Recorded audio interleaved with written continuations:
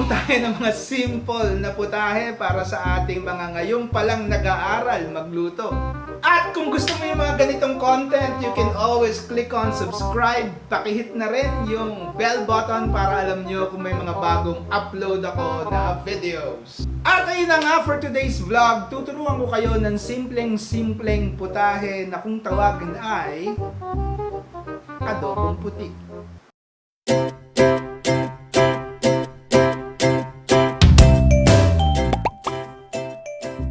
Alright, so isa-isahin na natin yung mga sangkap na kakailanganin natin para mabuo natin itong adobong puti natin. Siyempre, unang-una sa listahan is yung liempo ng baboy. Meron rin tayong suka, kasi hindi yan adobo, walang suka. Meron tayong garlic, of course. Meron tayong dahon ng laurel. Meron din tayo siyempre pamintang buo. Meron rin tayong canola oil, lalagyan natin ng konting mantika, yung adobong puti natin later on. And lastly, yung pampaalat na ginagamit ko is yung patis. Yung mga ibang nagluluto ng adobong puti, ang ginagamit nila asin, adobong asin nga yung tawag nila. Pero ako, mas gusto ko pagka patis ang ginagamit. Sa akin, mas malasa to pag ito yung ginamit mo sa adobong puti. Okay, Doc. So, simulan na natin paghalu-haluin yung mga sangkap natin. Siyempre, yung unang-unang ilalagay natin sa kaldero o sa kawali. Sa kaldero nga is yung liempo natin. So, haluan lang natin siya ng dinurog na bawang. Alam nyo tong adobong puti, kung nanonood kayo ng mga videos ko, meron akong isang video tungkol sa paksiw na maya-maya. So, yung pagluluto nitong adobong puti, similar siya sa pagluluto ng paksiw. So, ang kakaibahan lang nung paksiw na yon is meron siyang luya. So, ito walang luya to kasi wala namang adobo na may luya. So, tanggalin lang natin yung luya. And then dagdagan natin ng laurel. Ayun na yun.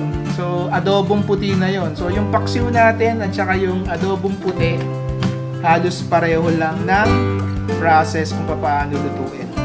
So maglalagay tayo ng 2 jigger ng suka.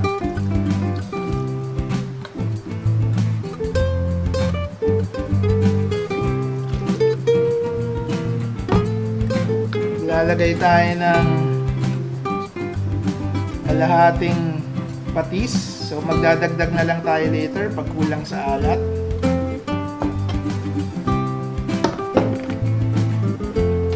Ilalagay natin yung peppercorn or yung pamintang buo. And then lalagay natin yung dahon ng laurel natin. So, ganun lang kasimple yun. After nito, isasalang na natin. So, ilalagay na natin yung pinaghalo-halong sangkap natin dito sa induction cooker. Of course, bago natin siya isalang, lalagyan natin siya ng konting mantika. Parang yung paksiw natin, di ba? Tapos, isa na natin. So, medium heat. Pan lang natin, pabayaan natin kumulo yung pork natin. So from time to time, maglalagay tayo ng konting tubig para hanggang sa lumambot yung pork natin. Tapos pag malambot na yung pork, doon na natin sisimulan patuyuin. So parang magmamantika yan. Mas masarap yan pagka nagmamantika eh. And then yun yung adobong puti natin. So hintayin natin kumulo, balikan natin siya.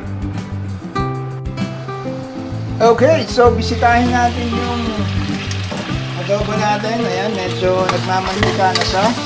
Medyo may mga sunog-sunog na ng konti. So, lalagyan lang natin siya ng konting tubig. Mga half a cup lang. 1/4 cup or half a cup, sorry. Para itutuloy natin siya hanggang lumambot siya. And magmantika, syempre. natin yung takip. And let it boil. Okay, so silipin ulit natin yung adobong puti natin. Ano nangyayari sa kanya. So, ayan. So, nilagyan natin siya ng konting tubig kanina. So, kumukulo na siya. Hinaan natin ng konting apoy. Tapos tingnan natin kung malambot na yung karne. Medyo malambot na yung karne pero hindi pa yung lambot na gusto ko. So, babayaan lang natin siyang kumulo hanggang sa medyo magmantika siya. So low heat lang. Okay, so let's check our adobo sa puti. Ayan, pakita, nagmamantika, tumatalsik-talsik pa. Lately, dumikit na siya. Ang sarap. Makikita nyo, actually hindi na siya puti eh. Medyo nag-brown na rin siya. Yan yung effect nung patis. Okay, so I guess this is a dish.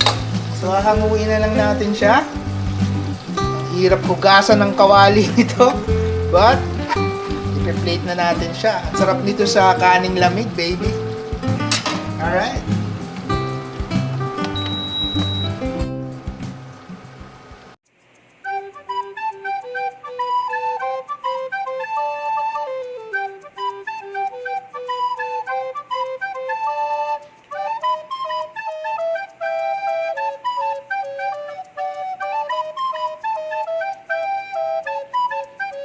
Okay, so that's how I cook my version of adobong puti. So napaka-healthy, di ba? Alam nyo, pag hindi kayo kumakain nito, mawawalan kayo ng kaibigan. Kasi yung mga kaibigan nyo gustong-gusto to eh. So, buhay ka pa, patay na sila kasi hindi ako kumakain nito. Anyway, so if you like the video, please comment down below and palike na rin, di ba mga papsi? And always remember, good food, good people, good times. Thank you for watching. Spread the love!